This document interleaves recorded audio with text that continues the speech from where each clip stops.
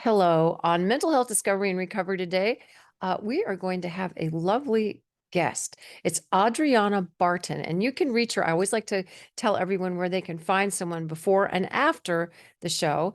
And her website is Adriana, Adriana, Barton, Barton.com. She has written a great book called Wired for Music, A Search for Health and Joy Through the Science of Sound. And we're going to be geeking out on the neuroscience of sound. And everybody that knows my past knows I was a lighting and sound major in theater. So we're going to be kind of having an organic conversation how music can be healing because I'm a mental health counselor now. And Adriana helps people with music too. So we're going to hear her story, how she came to her journey, and how she helps people with health hacks. Music can cure, as Adriana said, anxiety. It can be an antidepressant. And I love how Adriana says this. It can be a legal performance enhancing drug. Welcome, Adriana. Hi, Mary. Thanks so much for having me on your show. I really appreciate it, especially since we haven't met in person. It's wonderful to connect with you this way. Yes, the beauty of the World Wide Web. I love it. Yes, so this show is mental health discovery and recovery. And you had some recovery stories. So let's start at the beginning of you were a cellist and you still are a cellist. But can you tell us a little bit about how you came to music and how usually music comes to you? I mean, we could go on and on about that, but how did music find you? Because it just finds you and it won't let you up, right? That's for sure. It doesn't let you go. Or I just found throughout my life I gravitate towards music, and the story or the journey it's taken me has always been unexpected. I'll start out though by saying that I don't treat people with music. I'm a journalist. I was a reporter for many years at Canada's national newspaper, the Globe and Mail, and I Mhm. was primarily covering health and science and medical issues and things like that. So I don't personally treat people with music. What I've done is You rigorously studied people combed. who treat people with music. That's true. And I've rigorously combed through probably hundreds of studies to try and synthesize their findings in a way that regular people can relate to or that are actionable and helpful to people in their lives. Now, my personal story that intersects with the science passages in my book, and this is something I'm really pleased because I'm getting notes from people through my website every couple of days saying, "Oh, this is how I'm using music in my life," or "This is my story with music," and people are telling me that the way I embedded my personal narrative into the book helped the science feel more relatable and frankly more readable. and and to write the book, to be honest, I read many books that blended science and memoir so I could figure out what kind of mix felt right to me. And I discovered to my surprise, much as I love science writing, my tolerance was a couple of pages and then I need a story, because Right. it gets technical. And so I tried to Right. follow that model in my book to keep the science, make the science itself a story, but Mhm. then also always give you a breather. And not all the stories in the book are my stories. Some are other stories of recovery or revitalization through music. And it helps people see how the findings could apply in their lives. And that was really Yes. important to me. That's what this But podcast is all about is discovery and recovery. If people discover they have anxiety or PTSD, which is an anxiety disorder, or even OCD, and music really, it releases dopamine. And just, briefly, I'm going to throw out there so we're sharing together. I broke my leg when I was 12 and I was bored witless. And everyone, I Mhm. mean, it was bad. I was in a wheelchair for a year and a half and didn't go to sixth grade. Oh, And someone had paid my father, who was a psychiatrist, with a piano because they didn't have any money. And we had this old upright piano, and the music healed me. I didn't have anything to do. So I rolled my wheelchair up to the piano and I taught myself to play piano. And then I became a songwriter for 30 years in Nashville. So I want people to listen to this, not just that music, listening to it is healing, but playing it, learning an instrument, really digging deep. If you want to dig deeply, don't be scared of it. It's music theory. It's 8 notes, right? it is. And you don't need to learn to read music to do No, I this. don't read music. No, you can play music without reading it. You Yeah. sure can. But something that we don't talk about enough in North America and Western Europe is that although we're learning all these cool things about the quote healing power of music, we're not talking enough about the barriers that keep people from feeling comfortable playing music themselves. So I've had Ah, the fortune to travel in many countries and learn that in places like Brazil, if someone's singing a little bit off key, no one gives them the stink eye, no one bats an eye. It just becomes part of the musical texture because everybody's singing a little bit off or playing not yes. perfectly on the beat. There's a sense of welcome no matter what level people are at. And Yes. this sharing of the music, and rather than this sharp division between specialist and participant. Yes. So this idea we have of sitting motionless in a concert hall, not moving a single hand or foot, runs counter to music's role in our evolution. We are meant to participate and do this together.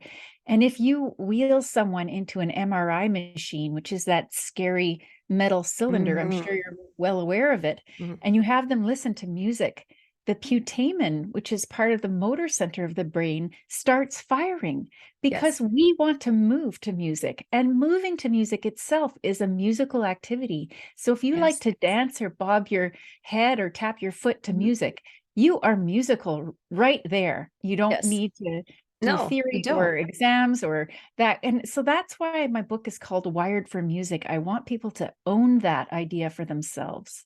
Yes, that you don't have to be a great singer, and every human has a voice. In Nashville, we used to see the only thing wrong with perfect is it wasn't quite good enough. So we would, if we played things perfectly, and we were all taught to do it, as you were, we had to go back out in the studio because it was country music. We had to humanize it a little bit. We had to loosen it up with attitude, not so much with technicality, but we had to, you had to actually feel that. No, just like I'm playing the notes perfectly, I'm singing the notes perfectly, but put feeling into it, right? So go through your story about how you found it. You heard my wheelchair story because you Okay, you you mentioned in your website that you had and in your book that you had some injuries that did a that's turnabout. right. So if you That's can right. walk us through that, how so music just found you, it's just been intertwined in your life, it just finds you. So if It's music right. is finding you, you found the right place today. Let's hear some of your story on how you got injured and I'll it tell changed you you. I'll tell you the story, but first, tagging on to your last point, there's that wonderful. Now, Leonard Cohen is a Canadian hero, pretty much, and he wrote Yes. that song "Hallelujah" that we Hallelujah. all love. Yeah. But he's a Canadian, and he has this wonderful quote: there's a crack in everything. That's how the light comes in."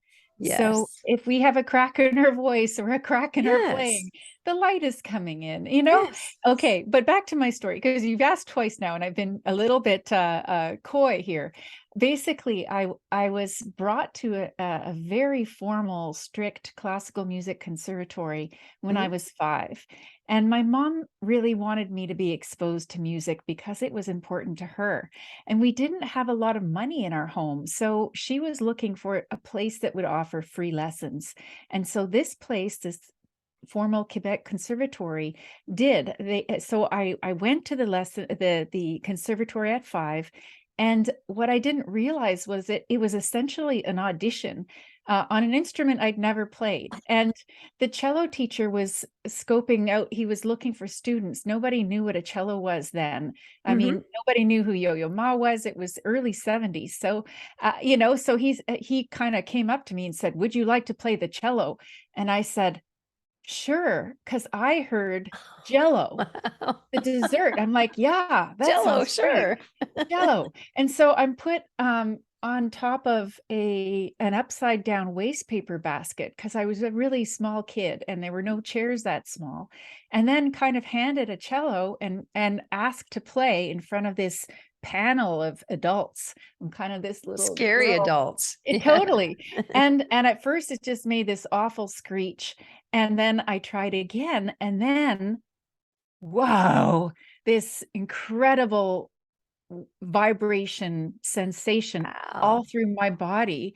And I'm sitting there, and my mom, taught me how to be polite. And I'm like, I need to say something. So I said, "I can feel it in my bottom." trying to be polite about it, but it was Okay. buzzing all through me and my hips Yes. and everything. And it was like this body against me vibrating, this tremendous sensation. And so that's really was my first introduction. And so it started Wow. out A as this bit little girl with a wondrous big thing. cello. Yeah. Exactly. It was started out as this wondrous thing. Unfortunately, what I didn't realize was that this whole system, it was sort of a Faustian bargain where Mhm. it wasn't just the lesson on Tuesday nights. It was orchestra, solfege, theory, hours and hours a week, chamber music. Scales. Running Yes, those scales. from the Yes. get-go, like right from the Yes. beginning, because the Yes. idea was that in exchange for free, I was to dedicate my life to this. And I wasn't asked, it was just what was expected of me. So Mhm. I did what a dutiful child will do, which is practice like crazy, do all the juried exams, write the You played theory in Carnegie tests. Hall, practice, practice, practice, right? That's how you get there. Yeah, I'll say it wasn't a solo debut. It was with an orchestra, but Still still it was practice, an practice, practice. incredibly cool experience. Yes. So along the way, I was got so perfectionist about this and so Mm. determined. It became my identity. Who I was the cellist in the family. And I started to get ganglion cysts in my wrists, which are they were the size of Oh a my marble from gosh. repetitive strain. I was only 16. I just landed my spot in at the Cleveland Institute of Music. It was where the Cleveland Yes. Orchestra is. I was going to study with one of the top teachers in the world, but I got ganglion cysts and then tendonitis and this increasing feeling of disease.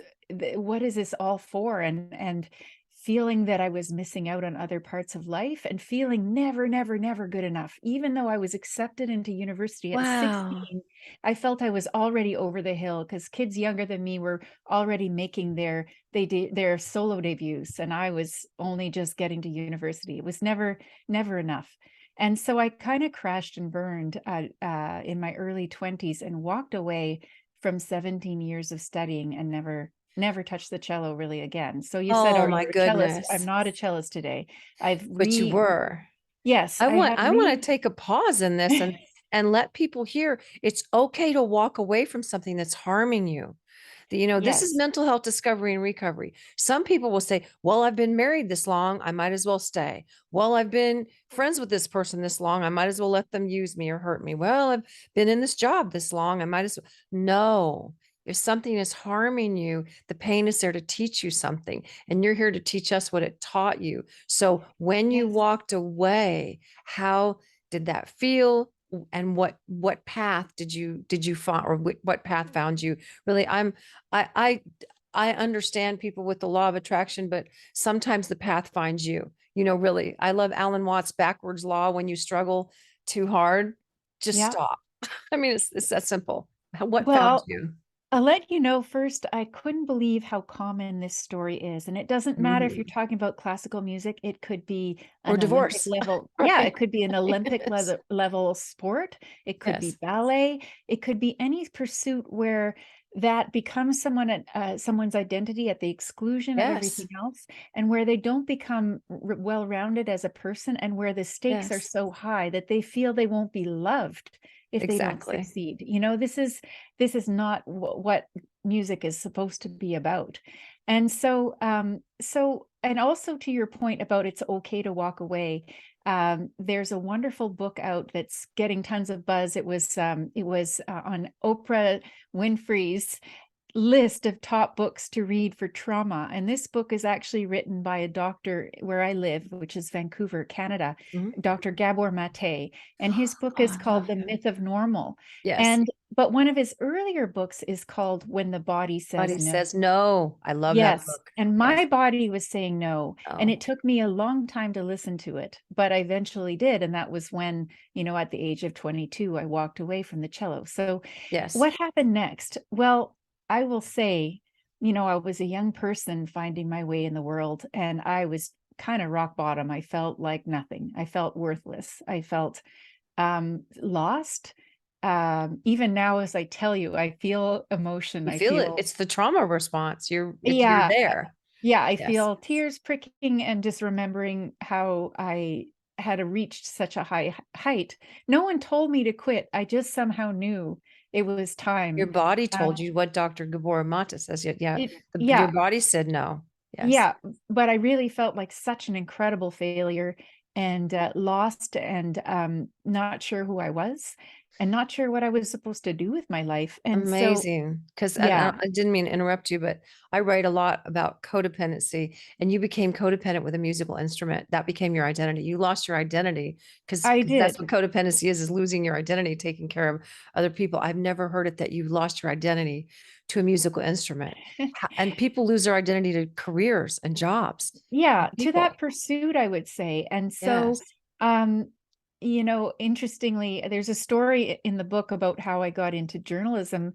It's kind of a cute story. I won't ruin it by telling it here, but in a way, it offered me a way to learn about the world. It was like a crash course in life to talk to people who do all kinds of different things. And it Like really we're did doing suit here. me. Yes. Yes, yes, really did suit me.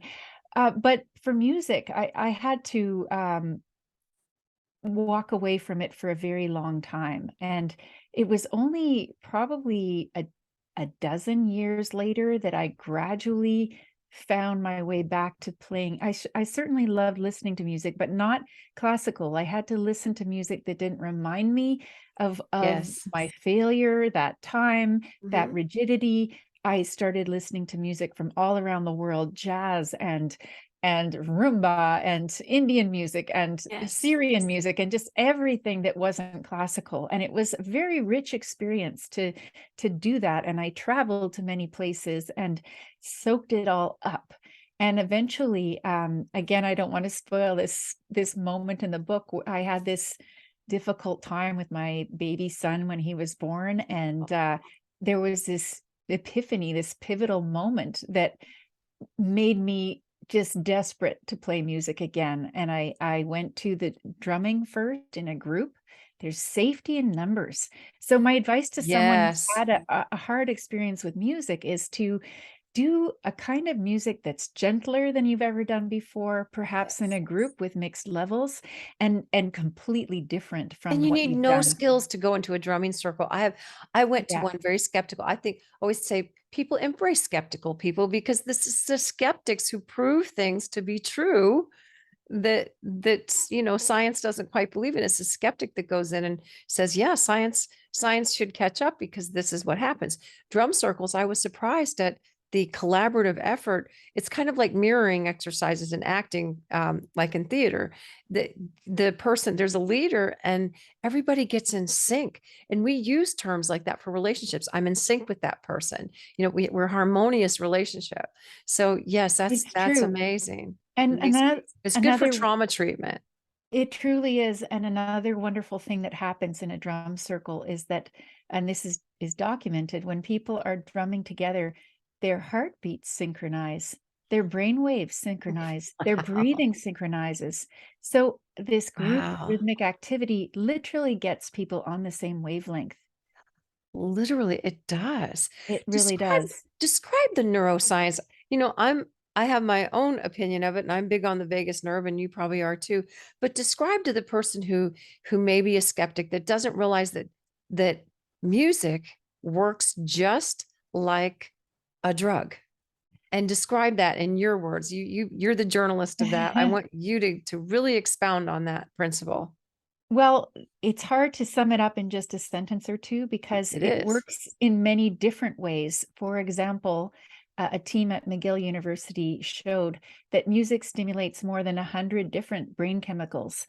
So when you say works like a drug, which drug? Because it Right, could work like quite a exactly. few. Adrenaline, Uh, cortisol, dopamine, oxytocin, yeah, right? exactly. So that's really cool. And so then the question is how to leverage it. And certainly brain chemicals are different from brain waves. Mhm. Brain waves, but I'll explain for listeners. We have different bands of electrical patterns happening in our brain, and some are called alpha, beta, theta, etc. And they correspond to different levels of alertness in our brain. And when we listen to a steady musical beat, so that would be what you'd tap your foot to, our brain waves, not all of them, but a general pattern of them, will start to synchronize to that musical rhythm. And this has been demonstrated in lots of different ways, but in terms of experiencing music together and being on the same brain wavelength, there's this wonderful lab at McMaster University in Ontario where it's set up, it looks just like a concert hall, except it has all this high-tech equipment, and they have all the audience members wearing caps with electrodes on the caps to Like a see PET what's scan. happening. No, EEG actually. And to each, wow, Yeah, cool. EEG. And so there are electrodes on the cap to pick up the brain waves. Mhm. And they've demonstrated that when the musicians on stage are playing, the audience members' brain waves are synchronizing to the beat and synchronizing with each other. Not only that, the more that is happening, the more the participants or the audience members report pleasure in experience and a sense of social connection. Yes. So listening or playing to music together makes us feel connected. It's been called a Yes. social glue. And there's this thinking that this dates far, far back in our evolution. For instance, in Ice Age caves, they found flutes that are 44,000 years Yes. old, made out of mammoth bone. Every And society has instruments, it's every right. single one. And so the archaeologists in the location that they found the flutes weren't in special occasion spots in the caves. They were right there with the cooking materials. And the thinking is that music was a social glue that made living together more bearable in these harsh conditions. Because if you think Oh, about yeah. it, everybody's stuck in this little cave. They're going to Yes. get Like post, agitated and like COVID, irritated. like Yeah, COVID. exactly. Hmm. And so there's a feeling that it was played a role in our survival because it facilitated and attracted people to groups. And obviously shelter and food came first, but after that, to keep people calm, to keep people connected, Yes. music might have been a tool in our evolution to do that. Well, and I'm thinking as you're speaking that there's some old adages that are very profound, is that music is a universal language and music soothes the savage beast, because cavemen were all about survival of the fittest. And Yeah. so they were already learning that harmony created safety. And music, it is the universal language. You know if a melody is sad, no matter what language you speak. And you said you've traveled all over the world. Do you see that? Describe to somebody who may not have traveled what it's like to see different societies. I think we're all very similar and very different simultaneously. So, but put it in your words. I think it's different and similar is the key Yes. because in fact some for instance people can from many, and this has been studied, they'll take people from cultures from around the world, everyone can pick out a lullaby, even if it's not Yes. a mother's voice, everyone can pick out a lullaby, everyone can pick out a dance tune. However, the thing about sad music is that we associate sad music with minor key signatures. And when they've played those differences, major, minor keys, to remote groups, such as the Tsimane people in the South American area, Mhm. or the Congolese people in Africa, those groups hear the difference between the major and minor keys, but they don't perceive them as sad because they didn't have the same cultural conditioning around minor keys. Aha. So it's not Now, for universal, and it for those of is. you who don't know what a minor key is, when you hear like when you hear music and you hear a little droop in it, I'm describing to people who know nothing about music. Yeah. You kind of hear a little droop, and it's a little mood leveler. Oh yes, but you'll hear them in country music. There's progressions of music, and you'll hear them in a lot of different kinds of music. But that when it's the minor key, it's like a dirge, and those kind of things. The a minor key is going to just sound to probably the Western mind a little more sad. But you just said that it's conditioning. So Well, it's a music can combination. condition. Yes, I know So people, and I never tell clients what kind of music to listen to as a therapist. They say, "What should I listen to?" And I said, "Whatever makes you happy, not angry, not sad, whatever makes you feel good." And sometimes that can be heavy metal. Some people are so beaten down that heavy metal is going to build them up. Though I may not agree with it, you can't judge music for one person or another. It's individual stuff. And I love what Carl Jung talked about individuation. So it's kind of a spiritual journey too. When you say of music kind of speaks to whatever you need at the moment, there's something out there that you can listen to. And Mary, I'm so glad that's the advice you give your clients. I'm so glad, because a lot of people are looking for that perfect frequency or that perfect music, that There's perfect not rhythm. one.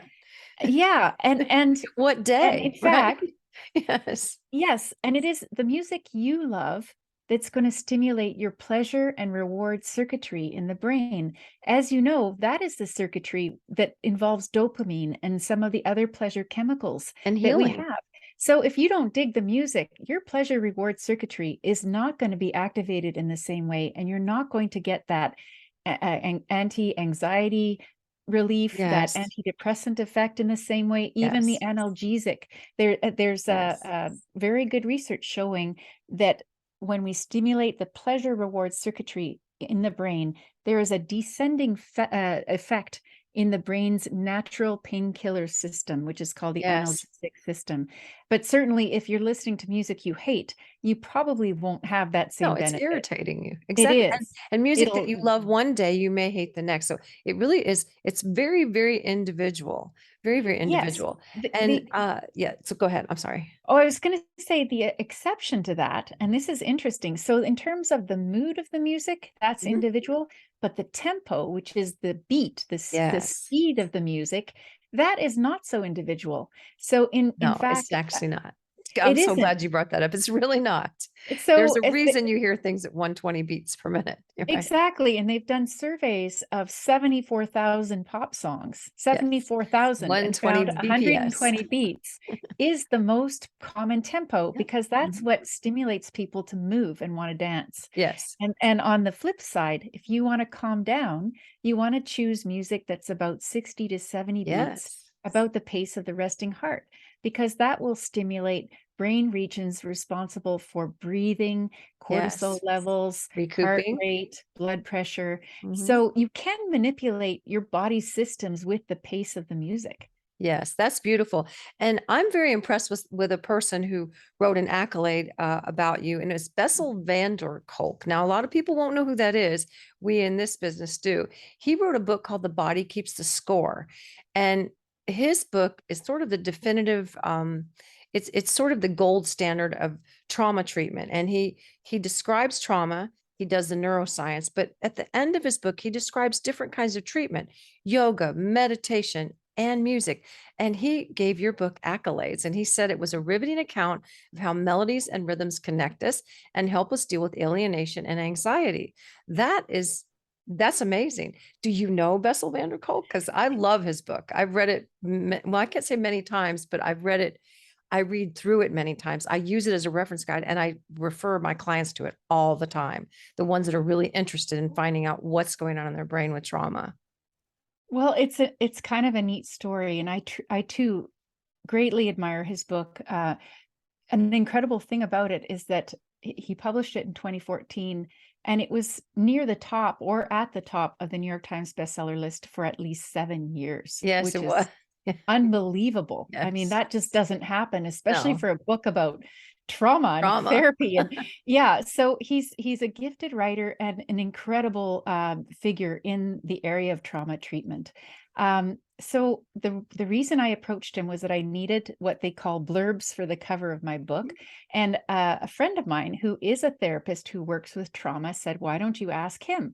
I don't know Bessel van der Kolk at all, but I had Wow. read his book, and I thought, oh, well, maybe he would respond to this message. And so I cold emailed him, and I got a response from his assistant saying, normally he doesn't have time for this at all. Mhm. He's a very busy man, but I think this story will intrigue him. And I heard back from him, and it turned out that Bessel van der Kolk had played the cello at Harvard in the Harvard Orchestra as a student. And so he said, well, I'll give your book a look. He And related to so, it.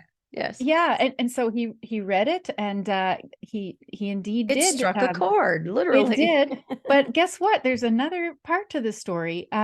He has invited me to be a keynote speaker at his International Trauma Conference in Boston this May, which is a huge honor Oh. for me. I Oh, mean, if you're in Boston, everyone go.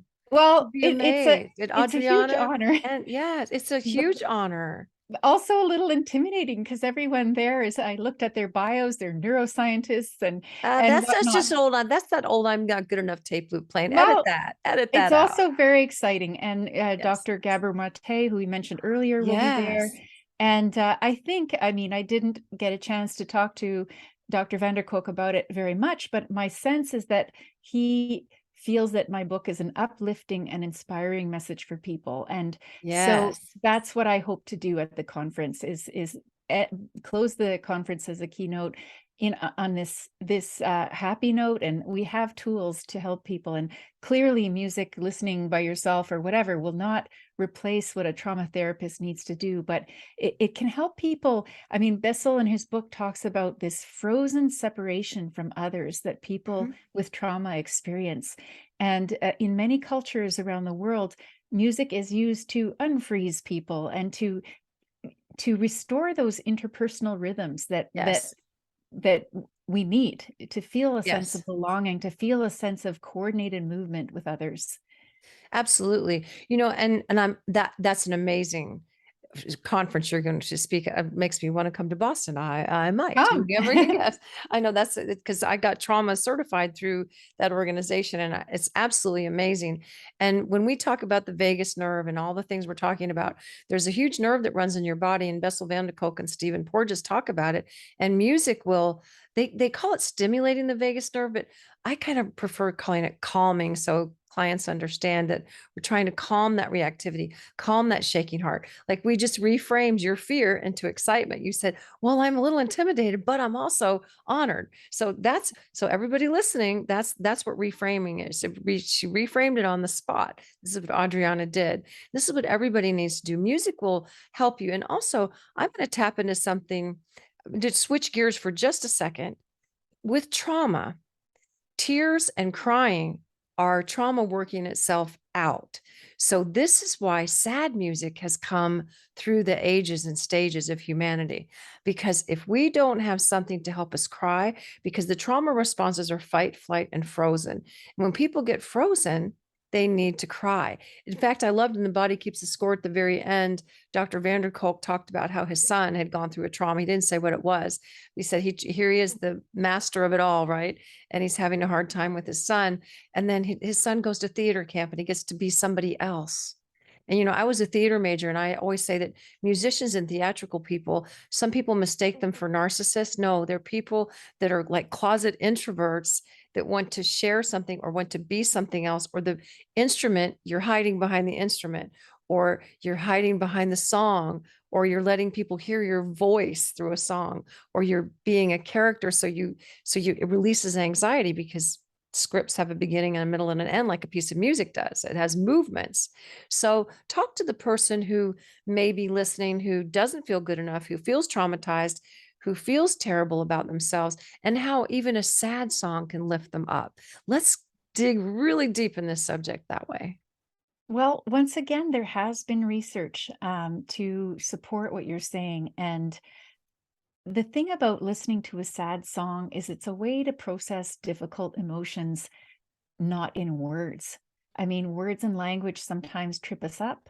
That's one thing. The other thing is a feeling of empathy from the music. Yes. People talk about it as being like an empathic friend. Sad music meets you where you're at. I Mm-hmm. mean, very few of us would listen to Don't Worry, Be Happy when we're sad because it's invalidating. We want music that is moaning and that is Yes. weeping and that allows us to moan and weep too, Yes. and there was a paper, I'm going to actually just read this snippet. There was a paper recently about so-called trauma tunes. So Taylor Swift has her album, what is it, Midnight's album, that Oh, has some yes. deeply troubled songs and people relate to it. Yes. Music like that allows listeners' own traumatic or painful memories to be more comfortably integrated and accepted. Yes. We all need to grieve for something. We all Yes. have troubles in our lives. And there's this book out Why by they the play music at funerals. This yes, is why they do it. exactly. Yes. It's cathartic, and like you Yes. said, It and helps there's people some, weep. They need yeah, to weep. They and do. it helps remind us that what we're going through is universal. Hmm. We And all human. lose people. Yeah, we all lose people. We all suffer. We all have bad days. We Hmm. are not the worst person on the earth to have that. And you probably know the book Quiet by Susan Cain about Yes, I love introversion. that book because I'm a closet introvert. So my Well, friends are saying, Mary, you are not. I'm like, oh, yes, I am. I need to get away with music. I walk around lakes here with music. This is what I do to recoup and regroup. I put headphones on and walk around listening to music for at least an hour. I have to. well, she has a new book called Bittersweet that encourages us to think of painful emotions and difficult experiences, to see the beauty and the value in not trying to shove them down, but sit with them. And I Yes. haven't had the chance to read her book yet, but it's next on my list because that is completely consistent with the research done on why people gravitate to sad music when they're sad. It Oh, actually does help people. I mean, if you were to wallow for too many months or years, somebody exactly. might be concerned, but in Right. general, it's very helpful to people. I love that, Adriana. It is cathartic, and also you're holding space for yourself when a Mhm. piece of music speaks to you. Sometimes Yeah. people go, "Oh, listen to this song. Don't you love this song?" They may not. It's speaking to you. Let it speak to you. Let it, I love how you said sit with it. You just, yes, that's a beautiful thing. Just sit with a piece of music by yourself that speaks to you. If you need to cry, there's music for that. It's kind of like, there's pills for things, but there's also music for that. If you need to laugh, there's music for that. Do you know what's cool? This idea is even becoming somewhat mainstream. So I don't know if you've heard of that new show called Shrinking with Harrison Yes, I've Ford. watched every episode. It's my new favorite show. I Right. love it. Love So at Apple one TV. point, Yes, he yes. prescribes to a young woman who's lost her mom. He Hmm. said, take 5 minutes every day, listen to the saddest music you can find, And let it cry. all out, and then move on. And do that every day, and Exactly. you'll grieve I properly. forgot that was in one episode. I do that. Yeah. When I saw that, I said, that's exactly what I do with my clients. And I Yeah. sit there with them sometimes. I ask them to play. Now sometimes I'm a therapist, so I'm holding space for them. I can't have judgment. I'm just an observer on their journey of life. I'm helping them listen to themselves. So when I ask them to play the music that they love, I've got really beautiful speakers in my office because I used to be a musician. And, that's what I did for a living. But when they play me their music, do you realize how much that expedites? Of course you do. It expedites me knowing who they are and how to help them better. So anyone listening, and I'm going to ask you to, elaborate on that. How can people learn to know themselves better by listening to music? Because that's the trouble most people have. They're trying to be what they think everyone else wants them to be, but they can use music to be who they are. Because most of the people I see come in going, I don't know who I am anymore. I don't know what I want anymore. You walked away from the cello with that very same pivotal point in your life. You say, what am I doing? Well, I can't keep on this course. It was too much. So, how did music? You left a certain kind of music and you recuperated with the same thing you left, but describe that process to someone who doesn't understand how music can be their personal therapist. Well, I think that the first thing is to get really curious about what music makes your eyes pop open, and Yes. even now I'm still discovering that. Like often I'll listen to playlists on Spotify and whatever, and I'll click, I'll like the ones that do something for me, spark something in me. Mhm. And it's funny, sometimes I won't realize that I'm listening to my own liked songs and I'll be like, wow, I really like that. And then I'll look at it, oh, I already liked it several months ago. And it's doing the same thing. It's amazing how consistent it is. And Yes. at one point in the book, I looked at the research of hype songs, which are the songs that athletes use. And actually, I think even The endorphin songs. Yeah. yes, I call them and that. I call it endorphin songs. Yeah. there's science for that too. And I talked to different people, and this is what I'm going to do in Boston. I talked to people who have their playlist, their hype list for Mhm. speaking, public speaking. And Yes. I've started to do that. But when I was researching, I thought, I never had any hype songs. I've never played a song before I have a job interview or anything like that. Because who listens to Beethoven before a job interview? It's not Right. really what people do. And that was mainly the only music that I listened to or knew about when Mhm. I was young. And so I started to notice and start making playlists for myself of what's my hype music.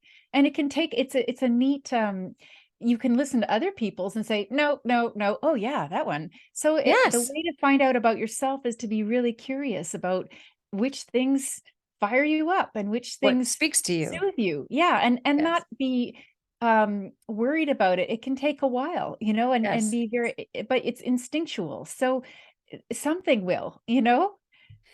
I love that. That's a good place for us to wrap things up because I think people get the idea that music is healing. When I went back to graduate school, I was 45 and I said, "Oh my gosh, how am I going to?" I Googled, how am I going to teach an old brain how to study and music? And it does access, you probably know more about this than I do, your theta waves, meditation music. It said if you study to low level meditation music and you listen to it right before the test, you have better recall. Well, I was a skeptic, but I did it because I was reading from a scientific journal that it would help. And I did very well in school. I'm sitting here now talking to you with licenses and everything because I did with it. I don't think I could have done it without music. Honestly, I don't. And it sounds crazy that you could listen to spa-like music while you're studying at a low level, turn it on before studying. I never crammed for a test. I was writing music full time. I mean, I wrote music at Warner Brothers every day, and then I Wow. would write term papers during the week. It was very confusing. It was a lot of verbal. And so I needed a totally different kind of music than I was writing to kind of get me into a different headspace. So whatever music is speaking to you, who's ever listening, whatever is speaking to you, Adriana and I are telling you that there's neuroscience behind this. It isn't just music. It's not just music.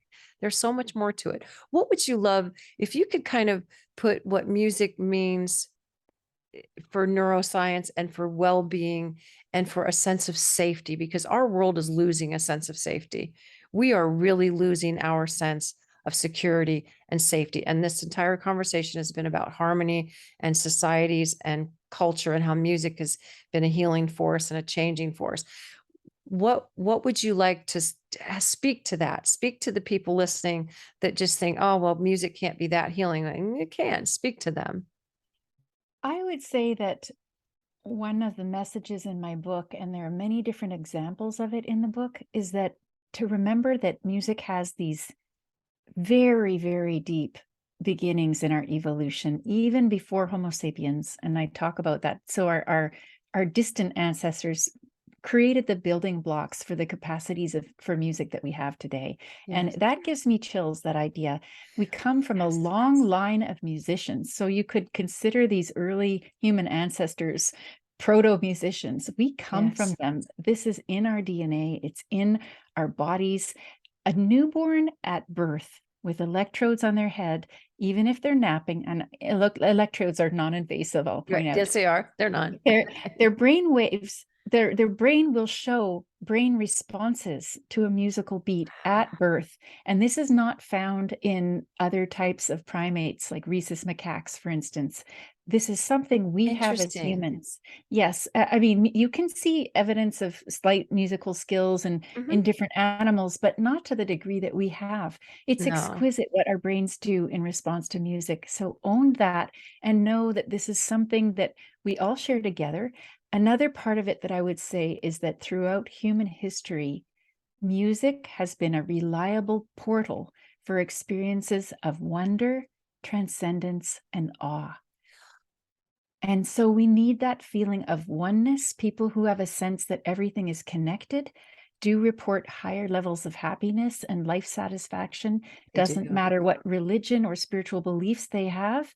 If they feel that in some way, it could be the cathedral of trees in the forest. If you have that feeling in your life, you will be happier and feel better about it all. And music is one of the many ways to get there. Oh, thank you. Oneness and wonder. I will never forget that. It does. It gives us wonder, but it creates a sense of oneness. Thank you, Adriana, for sharing with us. And again, your book is titled Hardwired, Wired for Music. Wired for Music. A Search for Health and Joy Through the Science of Sound. Yes, and they can find it on Amazon and Oh, anywhere yeah. else. And your website is your name, Adriana Barton. And if you spell it quickly, you can do it more quickly than I can. ADRIANA BARTON.com. Yes. Well, thank you so much for sharing with us. And I wish you well in that beautiful conference because Oh, it's thanks. that's an amazing honor. For those of you who don't know who these people are, look them up because they will tell you music is healing. They cover a lot of neuroscience, and no longer is PTSD really considered a mental illness. It affects us physically, and music is a tool of healing, one of many tools of healing. So Yes. thank you so much for being Oh, part of this program, and I wish you well in that program. And you're just a beautiful, sweet spirit, and I just appreciate you sharing with us so much. Mary, it's such a pleasure speaking with someone so knowledgeable and someone who has lived a life of music as well. It's you've got this wonderful mix of abilities and talents, and you understand this material. So it's such a pleasure to Oh, discuss it with you. I'm such a geek with it. And please, everyone, listen to different kinds of music, right? Yes. Yes. Yes, it'll speak Have a to you in ways you lovely never expected. have a lovely rest of your day, and Thank you. thanks for this show that you offer people. Thank you for being on Mental Health Discovery and Recovery. Much appreciated.